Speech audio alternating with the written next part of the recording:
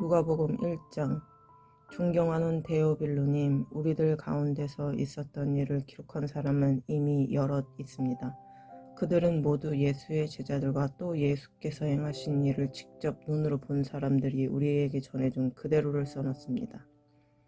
그런데 나도 이 모든 것을 처음부터 끝까지 세밀하게 조사해둔 것이 있기 때문에 이것을 순서대로 엮어서 당신에게 써보내는 것이 좋겠다고 생각하였습니다.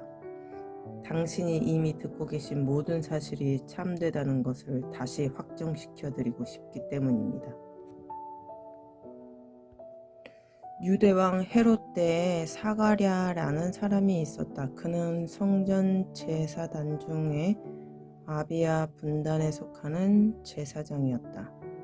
그의 아내 엘리사벳 역시 아론의 자손으로 제사장 가문 사람이었다. 신앙심이 깊은 이들 부부는 하나님의 모든 계명과 규율을 어김없이 성실하게 지켰다. 그러나 그들에게는 아이가 없었다. 엘리사벳이 임신을 하지 못하는 여인이었기 때문이다. 게다가 그들의 나이는 이미 노년에 접어들어 있었다. 사가랴는 자기 분단의 차례가 되어 하나님 앞에서 제사장 일을 하게 되었다. 제사직의 관례에 따라 제비를 뽑았는데 그에게 성소에 들어가 주님 앞에 분향하는 임무가 돌아왔다. 그가 안에서 분향하는 동안 밖에서 많은 군중이 성뜰에 서서 기도를 드리고 있었다. 그런데 성소 안에 있는 사가랴 앞에 갑자기 한 천사가 나타나 분향단 오른편에 섰다. 사가랴는 너무나 놀라서 겁에 질렸다. 그때 천사가 말하였다. 사가랴야, 두려워하지 말라. 나는 하나님께서 네 기도를 들어주셨다는 것을 알리려고 왔다. 내 아내 엘리사벳이 아들을 낳을 것이다. 너는 그의 이름을 요한이라고 하여라. 너는 아들이 태어나서 큰 기쁨과 즐거움을 누리게 될 것이고 많은 사람들도 함께 기뻐할 것이다. 그가 주님 앞에서 큰 인물이 될 것이기 때문이다. 그는 포도주나 독주를 입에 대지 않을 것이며 태중에 있을 때부터 성령으로 충만할 것이다. 그리고 많은 유대인들을 그들의 주 하나님께로 돌아오게 할 것이다. 그는 옛 예언자 엘리야의 심령과 능력을 가진 사람이다. 주님보다 먼저 와서 그분을 영접하도록 사람들을 준비시킬 것이다.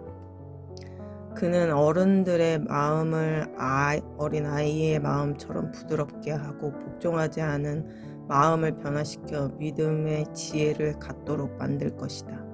사가랴가 천사에게 말하였다. 하지만 내가 늙고 아내도 나이가 많은데 어떻게 그 일이 가능하겠습니까?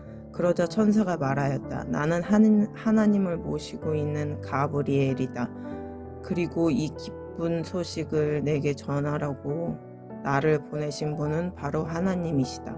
그러나 네가 내 말을 믿지 않으니 너는 아들을 낳을 때까지 벙어리가 되어 말을 못하게 될 것이다. 때가 되면 내 말대로 다 이루어질 것이다. 한편 밖에서 사가랴가 나오기를 기다리고 있던 사람들은 그가 성소 안에서 너무 오래 있는 것을 이상히 여겼다. 드디어 그가 밖으로 나왔으나 말을 하지 못했다. 사람들은 그가 하는 몸짓으로 보아 성소 안에서 신비로운 환상을 본 줄 알게 되었다. 사가랴는 성소의 책임기간이 끝나자 집으로 돌아갔다. 그 후에 그의 아내 엘리사벳은 아기를 갖게 되어 5달 동안 집안에만 있었다. 엘리사벳은 이제 아기를 낳지 못하던 내 수치를 벗겨주시니 주님은 얼마나 은혜로우신 분인가 하고 말하였다. 엘리사벳이 아기를 가진 지 6달 되었을 때였다. 하나님께서는 천사 가브리엘을 갈릴리의 나라렛이라는 동네로 보내셔서 다윗 왕의 가문에 속한 요셉이라는 사람과 약혼한 처녀 마리아를 찾아가도록 하셨다. 가브리엘이 마리아에게 나타나 말하였다. 기뻐하여라. 은혜를 입으니여. 주께서 너와 함께 하신다. 놀라고 당황한 마리아는 천사의 말이 도대체 무슨 뜻일까 하고 생각하였다. 천사가 말하였다. 마리아여, 두려워하지 말아라. 하나님께서 너에게 놀라운 은혜를 내리셨다. 너는 이제 곧 임신하여 아들을 낳게 될 것이니 그 아이의 이름을 예수라 하여라. 그는 위대한 분이 될 것이며 하나님의 아들이라 불릴 것이다. 주 하나님께서는 그에게 조상 다윗의 왕위를 주실 것이다. 그는 이스라엘을 영원히 다스리고 그의 나라는 끝이 없을 것이다. 마리아가 천사에게 물었다. 하지만 처녀인 내가 어떻게 아기를 가질 수 있겠습니까? 천사가 대답하였다. 성령께서 내게 임하시고 하나님의 능력이 너를 감싸주실 것이다. 그러므로 내게서 태어날 아기는 거룩한 분이며 하나님의 아들이시다. 내 친척 엘리사벳도 늙은 나이에 아기를 가졌다. 사람들은 아기를 낳지 못하는 여자라고 하였으나 그가 임신한 지 이미 6달이나 되었다. 하나님께서 약속하신 것은 무엇이나 다 그대로 이루어진다. 마리아가 말하였다.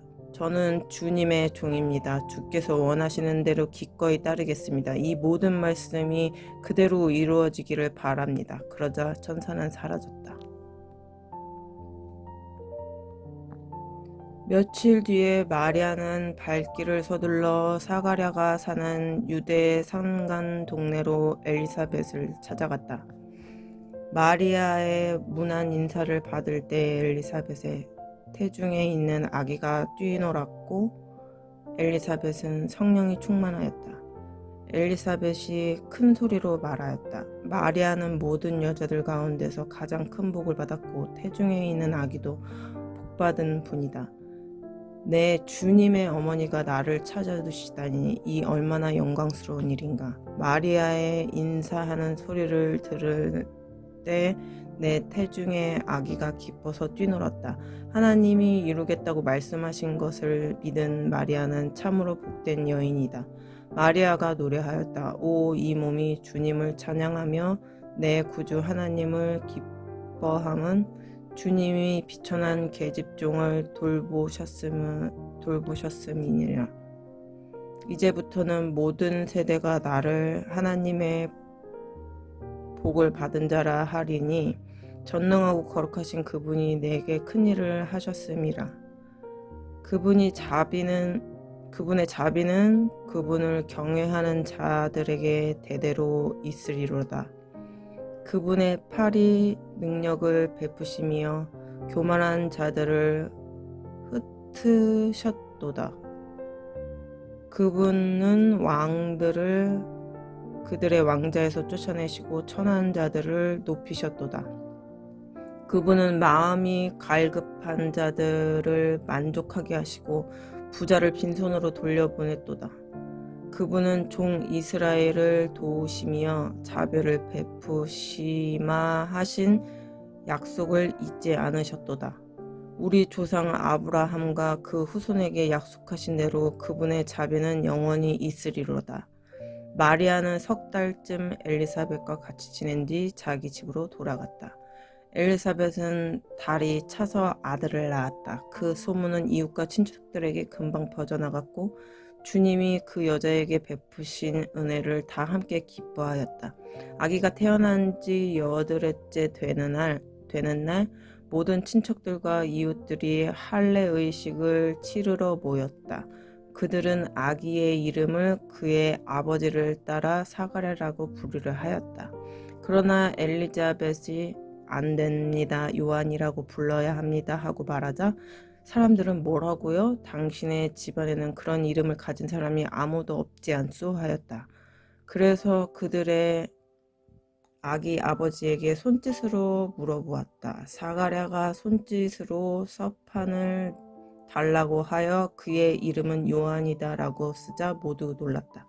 그 순간 사가랴는 다시 말을 할 수 있게 되어 하나님을 찬양하였다. 이웃 사람들은 모두 신기해하였다. 이 소문은 유대 온 산골짜기에 퍼져 나갔다. 이 소문을 들은 사람들은 모두 이것을 마음에 새겨두고 이 아기가 장차 어떤 사람이 될까 하고 말하였다. 주의 능력이 그 아기와 함께 하였기 때문이다. 그때 요한의 아버지 사가랴가 성령이 충만하여 이렇게 예언하였다. 주 이스라엘의 하나님을 찬양하여라. 당신의 백성을 찾아오셔서 해방시켰도다. 위대한 구세주를 당신의 종 다윗의 가문에서 일으켜 우리에게 보내주셨도다. 오래전 당신의 거룩한 예언자들을 통하여 약속하신 그대로 우리를 원수에게서 구원하시고 우리를 미워하는 모든 사람들에게서 건져내셨도다. 우리 조상 아브라함에게 자비를 베푸시고 그에게 주신 거룩한 약속을 기억하셨도다.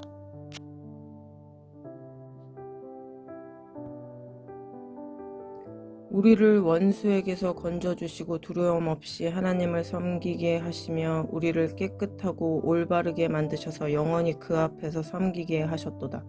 내 어린 아들아, 너는 영광스러운 하나님의 예언자라 불리게 되리니 너는 주를 위해 길을 예비하겠음이라. 너는 그분이 백성들에게 죄 사함을 받고 구원 얻는 길을 알게 할 것이다. 이것이 우리 하나님의 자비로운 마음에서 온 것이라. 그분은 아침 해를 높이 떠올려 어둠과 죽음의 그늘에 앉은 자들에게 빛을 비추게 하시고 우리의 발을 평안한 길로 인도하시리로다. 아기는 하나님의 극진한 사랑을 받으며 자랐고 이스라엘 사람들 앞에 나타날 때까지 광야에서 살았다.